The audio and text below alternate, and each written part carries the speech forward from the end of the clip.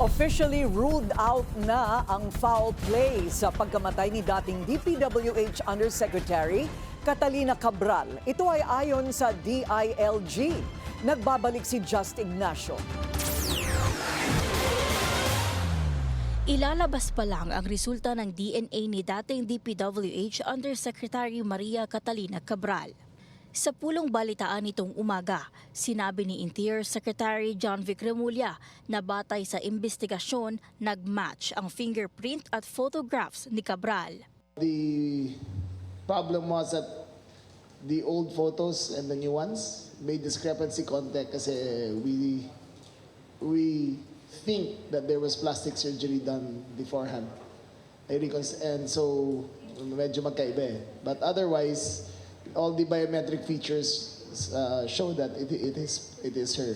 Muli namang nilinaw ni Remulla na ruled out na ang foul play sa pagkamatay ni Cabral. Well, the postmortem examination showed extensive facial injuries on the right side of her face, extensive injuries on the rear of her skull, extensive injuries to her the right side of her rib cage and her hands.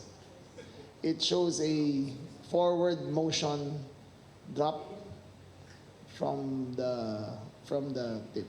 Unang naging person of interest ang driver ni Cabral na si Ricardo Hernandez na kasama niya noon sa Benguet. Pero matapos ang investigasyon, ayon kay Remulla, wala raw silang nakikitang conclusive links ni Hernandez sa pagkakahulog ni Cabral. Para sa agenda, Just Ignacio, Billionaire News Channel.